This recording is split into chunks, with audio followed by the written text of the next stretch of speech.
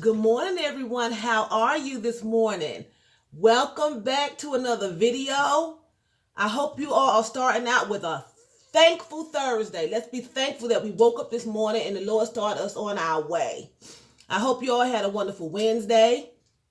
I know it's freezing outside, it's cold outside, but let's give thanks and honor to the Lord for being able to experience this weather because so many people are not around to experience the cold and the heat. They're gone, or they can't get outside. They're sick. They're shut in, so let's give thanks to the Lord above to be able to experience this cold weather. I'm dressed. I'm ready for work. And I want to come on here this morning with another story time.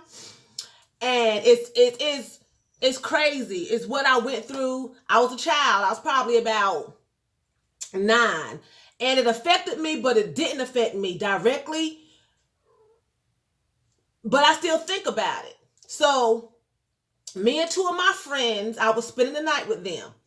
And me and 2 of my friends went to a spot to hang out that we were not supposed to go, okay? It was across like a 8-lane highway. And we were in New York. And I was like 9. One was 8 and one probably was 10. So we were 8, 9, and 10, okay? So their mother told us, don't go down here and hang out. Now, it was a spot that, it was a big field. This was in New York, and it had a great big apple tree, a crab apple tree. And we would love to go down there, and we would go down there, and we would have these crab apples and just sit in the middle of the field, and we would just eat these crab apples. Now, the crab apples was in this great big old brush, and you can go into the trees, and it was just dirt. But you can go into the trees and they would just surround you and you could look up and see trees for miles. We would go in there and just get the apples. Sometimes we would sit down inside the trees and sometimes we would come out into the fields. This particular time we went down there, we got our apples and we sat in the field part so all the cars going by on both sides could see us.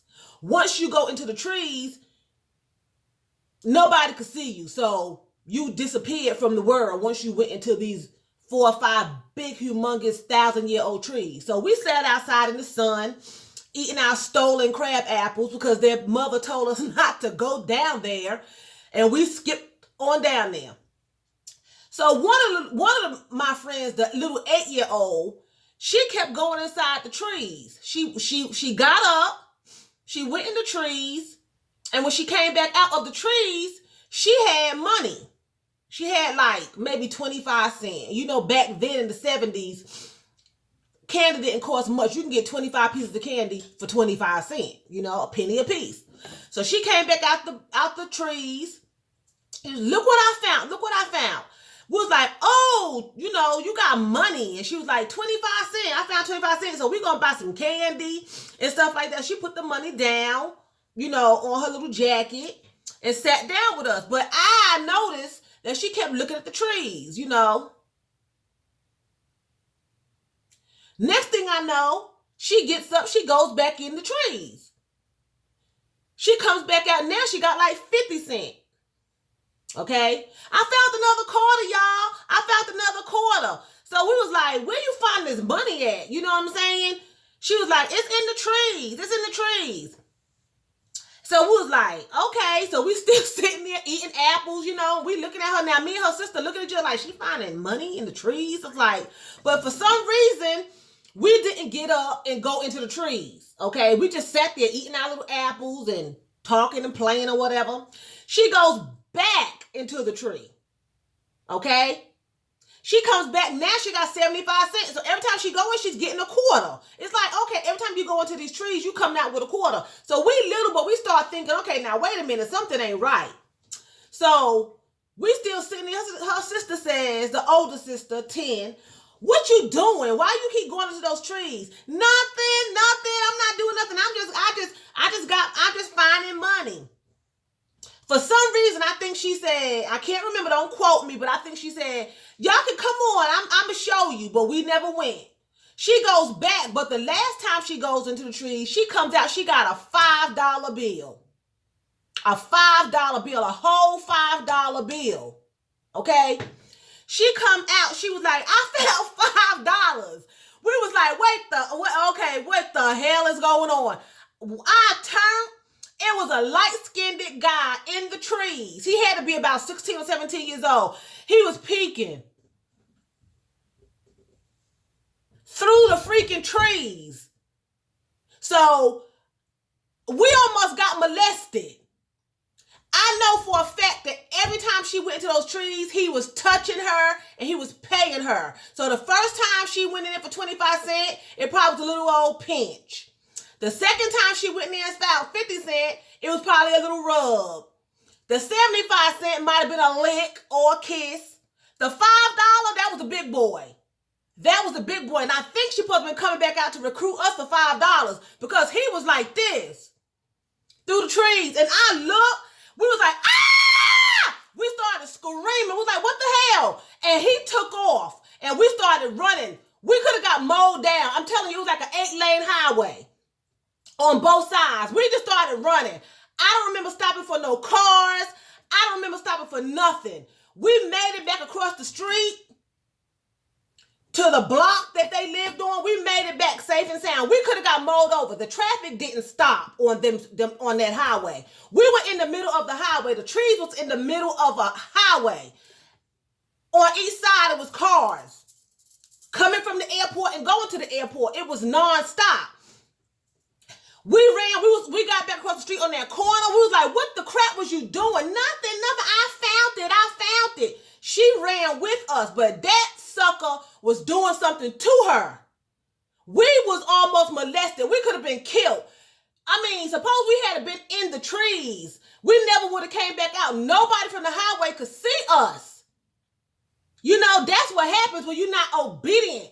We wasn't obedient and she was molested because even though she was going in there, I would say voluntarily for the money, she was still being molested because she was only like 8 years old. And he was like this big old grown, high, yellow, nappy-headed. Every time I run into somebody, they got an afro. He had the tightest afro. He had these funny-looking color eyes. He was like a yellow color. And he was like, you know, she gonna bring them back. She gonna bring them back. That's what that $5 was for. I know it was. And if I turned around because every time she came out, he never made himself visible. But that $5, we could see him. I know for a fact that he was wanting us to come in there. He could have killed us. He could have killed her. You know what I'm saying? So we get back across the street on the block that they live, and we breathing all hard, and we fussing and screaming at her. What the crap is wrong with you? What you doing? She crying. We was like, we telling your mother. We telling. Her sister was like, I'm telling mom. I'm telling. I said, I'm telling your mother. This is crazy. She begged us. Don't tell I'm gonna get a beat and I'll buy y'all some candy. So she had like, what, $5.75?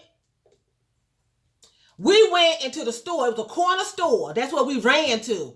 We spent every dime in that store on cookies, candy, chips, sodas, everything. And we sat down behind this car. We were so stupid. We could have just kept the money. Her mother would have never known about it. But we sat down behind this car, which you could have been ran over, and ate every bit of that candy. Every bit of it. Every bit. I mean, every bit. And it was $5.75. And back then, stuff didn't cost much. So we had tons. Fruit punch, cookies, candy, sodas, chips, popcorn. We bought anything we wanted because she bought us. She bought our silence. We moved in silence. We moved in silence. We didn't tell nothing till this day. I'm 53. And I'm telling this story. I'm not mentioning no names, but if they watch this video, they know who the crap I'm talking about. We could have been molested. So children, listen to your parents. Don't go running doing something that you're not supposed to do. They say don't do it. Don't do it. Jesus was with us. Oh my God, he was with us. He was with us, y'all. We could have been molested, killed. Oh my God. You know, he could have full blown out raped her. I know he was molesting her. He was touching her up. You know, I already know that. But I mean, he could have like penetrated. I don't know what he did in those bushes. He could have penetrated her. I don't know. She always came out with her clothes on. You know, she wasn't crying or nothing. So I know she was going in there voluntarily, but she was a child. She was a baby. He was like 16, 17 years old. I remember his face today peering through those leaves on that tree. And we never ate another crab apple after that. I don't even know what what happened to the trees. We never ate another crab apple. I never went over there. It was called the Conduit. I never went to the Conduit again.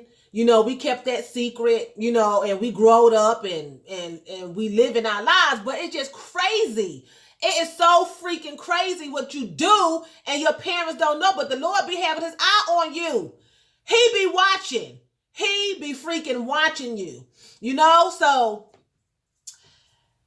the moral of the story is it's better to obey than to sacrifice. We sacrifice our safety for crab freaking apples full of worms. And then her sister would break out from them. So her mother knew that we went to the Conduit when she seen all the bumps on her face. But she just didn't know what took place because we shut down because of the candy and stuff. We was bored. Our silence was bought for candy. You know what I'm saying? So I'm going to end it there. I hope you enjoyed my story time. Have a terrific Thursday. God be with you. Obey. Don't sacrifice. Have a wonderful day. I love you and Jesus loves you too. Boo, boo, boo, boo, boo.